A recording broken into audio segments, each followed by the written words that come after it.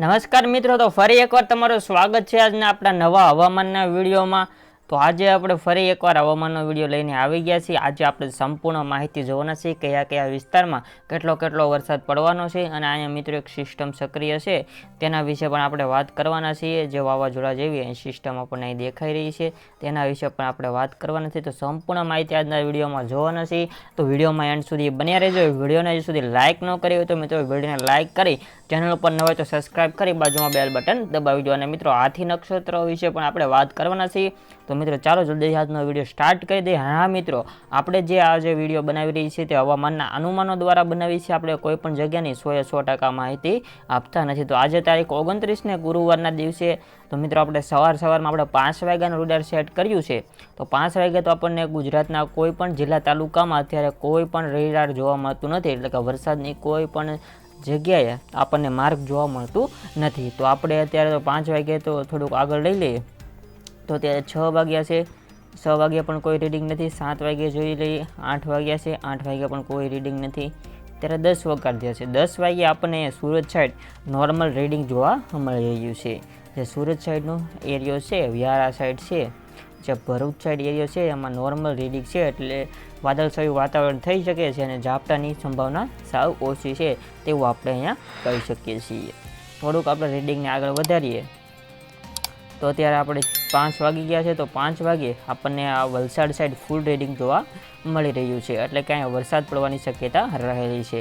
તો મિત્રો જોઈ શકો છો એ વલસાડ સાઈડ આપણને રીડિંગ જોવા મળી રહ્યું છે। એમાં અહવા સાઈડ આવી જાય છે, નાસિકનો પણ સમાવેશ થાય છે। તો ઉપર જોઈ લઈએ ને મિત્રો, તો આપણે સુરત સાઈડ છે ને વ્યારા છે, નવાપુર છે, જે આ બેમાં આપણને રીડિંગ અત્યારે જોવા મળી રહ્યું છે। બાકી સૌરાષ્ટ્રના વિસ્તારમાં થોડુંક છે, પછી અહીંયા આવી જાય છે રાજપીપળા આવી જાય છે, પછી ભરૂચમાં તે રીડિંગ કોઈ પણ આપણને જોવા મળતું નથી। પછી અહીંયા આવી જાય છે ધાંગોનમાં મિત્રો અહીંયા વરસાદનું રીડિંગ જોવા મળી રહ્યું છે। ઉપર જોઈએ તો ઉપર આપણને કોઈ પણ જગ્યાએ રીડિંગ જોવા મળતું નથી। જે ઉના સાઈડનો એરિયો છે ને આપણને માઇનર રીડિંગ જોવા મળે છે। જે ઉના સાઈડનો તુલસીશ્યામનો એરિયો છે, તુલસીશ્યામ અને રાજુલા, આ બે એરિયામાં આપણને માઇનર વરસાદ જોવા મળી શકે છે અને વાદળછાયું વાતાવરણ જોવા મળી શકે છે। ભાવનગરમાં પણ રીડિંગ છે પણ સૌ માઇનર છે। બાકી ઉત્તર ગુજરાતમાં આપણને કોઈ પણ જગ્યાએ જોવા મળતું નથી। પાલનપુર સાઈડ મિત્રો અહીંયા થોડુંક આપણને રીડિંગ જોવા મળે છે। આ મિત્રો પાલનપુર છે ત્યાં આપણને માઇનર રીડિંગ એટલે વાદળછાયું વાતાવરણ થઈ શકે છે અને નહીં પણ થઈ શકે છે એવું છે। પછી અહીંયા આવી જાય છે ડુંગરપુરામાં મિત્રો થોડુંક જોવા મળે છે। અહીંયા આવી જાય છે માંદુસુર, તેમાં પણ રીડિંગ જોવા આપણને મળી જાય છે। મહેસાણા, અમદાવાદમાં, વડોદરામાં આપણને કોઈ પણ અહીંયા રીડિંગ જોવા મળતું નથી। અહેમદાબાદમાં પણ કોઈ પણ રીડિંગ જોવા મળતું નથી। તો થોડુંક આપણે વગાડીએ, અત્યારે 9 વાગ્યા છે। તો આવી રીતના આપણે અત્યારે ગુજરાત તરફ હળવા વરસાદની સામાન્ય વરસાદ આપણે ગરમીનું પ્રમાણ વધતા ભાદરવાનો તડકો અત્યારે તપી રહ્યો છે તેવું પણ કહી શકીએ છીએ। બાકી આપણને કોઈ પણ રીડિંગ વરસાદનું જોવા મળતું નથી।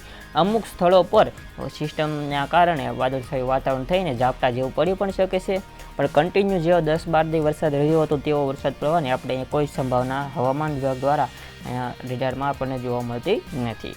તો આ વચ્ચે હવામાનનું શું કહેવું છે અને હાથી નક્ષત્રનું આપણે કહેતા હતા, તો હાથી નક્ષત્રને બેહવામાં થોડીક વાર છે, થોડા દિવસોની વાર છે। હાથી નક્ષત્ર બેસી જાય પછી પણ આપણે એની વાત કરવાની છે। જે સંપૂર્ણ આગાહી કરવામાં આવે છે તે સંપૂર્ણ આગાહી આપણે જોવાની છે। તો અત્યારે તેના વિશે કોઈ આગાહી છે આપણે જોવા મળતી નથી। તો આપણે હવામાન દ્વારા જે આગાહી કરવામાં આવે છે તે આપણે અત્યારે જોઈ લઈએ। તો હવામાન વિભાગ દ્વારા ગુજરાતમાં 44% વધારે વરસાદ નોંધાયો છે આ વર્ષમાં।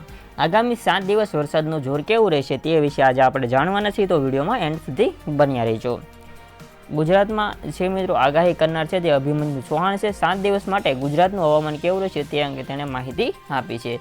તેમણે એમ પણ જણાવ્યું છે કે ગુજરાતમાં આગામી 7 દિવસ ઘણો ઓછો વરસાદ જોવાની શક્યતા રહેશે।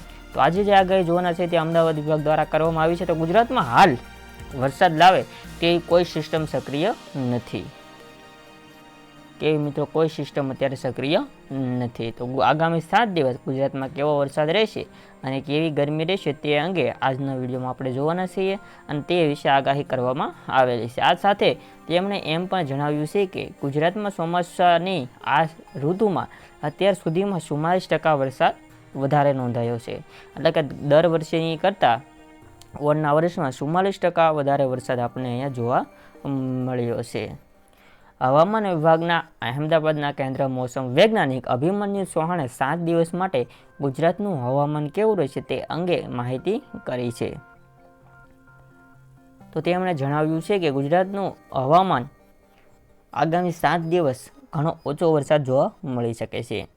આગામી 7 દિવસ માટે કોઈપણ જગ્યાએ ભારે વરસાદની વોર્નિંગ આપવામાં આવતી નથી. કચ્છ આગામી 7 દિવસ માટે, જો મિત્રો કચ્છમાં એક જગ્યાએ આગાહી આપવામાં આવે છે, કચ્છમાં આગામી 7 દિવસ માટે આગાહી આપવામાં આવે છે, પણ મિત્રો સૂકાની આગાહી આપવામાં આવે છે, વરસાદની આગાહી આપવામાં નથી. એટલે કે તડકો રહેવાનો છે, કે ડ્રાય રહેશે મિત્રો વાતાવરણ. સૌરાષ્ટ્રમાં આગામી 3 દિવસ છૂટાછવાયા વરસાદ જોવા મળી શકે છે, પરંતુ તે પછીના 4 દિવસ સૂકું વાતાવરણ રહેવાની શક્યતા અહીંયા રહેલી છે.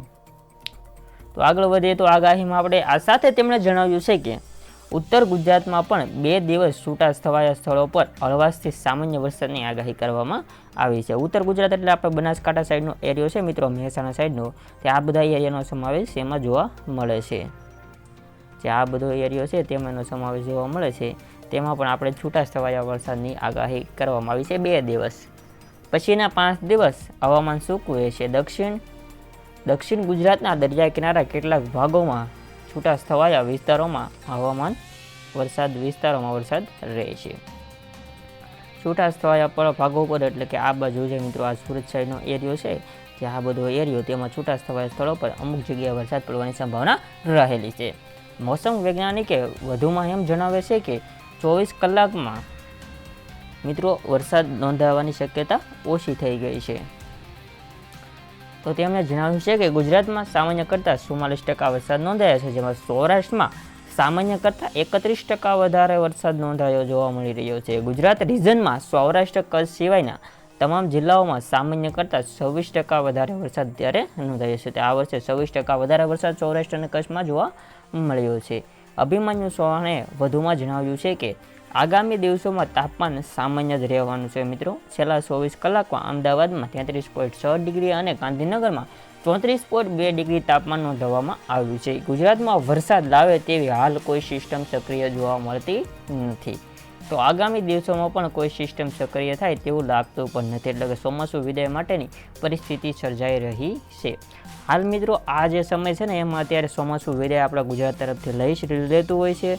ઓનના વર્ષમાં ચોમાસું આપણે મોડી વિદાય લે છે તેવું આપણને જોવા મળી રહ્યું છે.